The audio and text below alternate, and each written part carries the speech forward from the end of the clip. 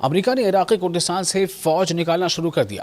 امریکی انخلا خطے میں سیکیورٹی خدشات بڑھ گئے ہیں۔ اس انخلا سے اور امریکہ نے عراقی کردستان سے اپنی فوج اور فوجی سامان نکالنے کا عمل شروع بھی کر دیا ہے۔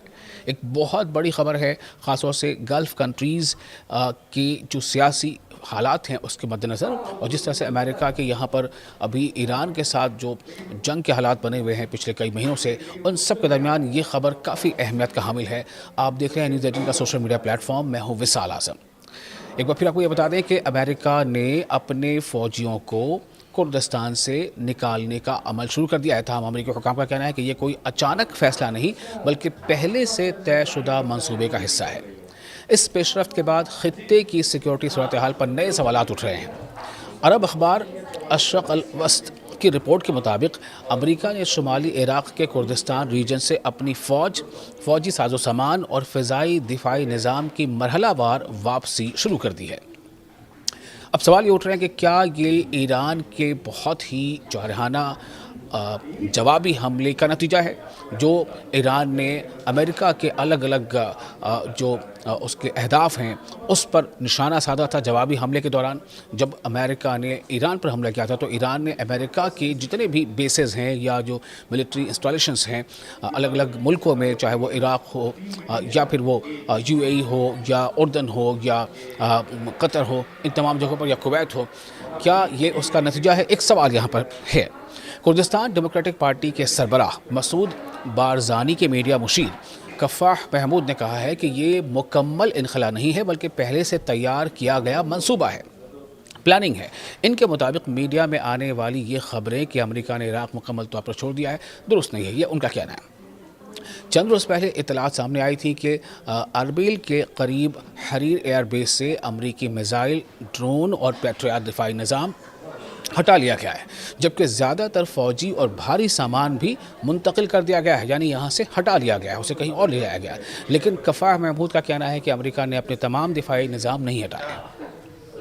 اس نے اتنی دفاعی صلاحیت برقرار رکھی ہے جو خطے میں اپنے مفادات کے تحفظ کے لیے کافی سمجھی جا رہی ہیں۔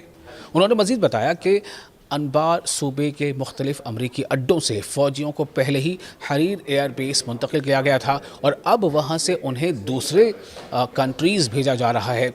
اس عمل میں فوجی اہلکار، گاڑیاں، سامان، یعنی فوجی گاڑیاں، سامان اور فضائی دفاعی نظام بھی شامل ہے۔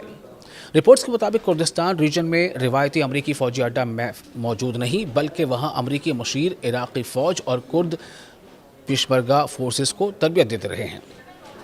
دوسری جانب یہ بھی بتایا گیا ہے کہ حریر ایئر بیس اور کردستان کے دیگر علاقوں پر ایران کی حمایت یافتہ عراقی گروپوں کی جانب سے بار بار ڈرون اور میزائل حملے ہوتے رہے ہیں۔ رپورٹ میں کہا گیا ہے کہ صرف جولائی کے مہینے میں ہی کردستان پر 88 ڈرون اور میزائل حملے ہوئے ہیں، جن میں 10 افراد ہلاک اور 15 زخمی ہوئے۔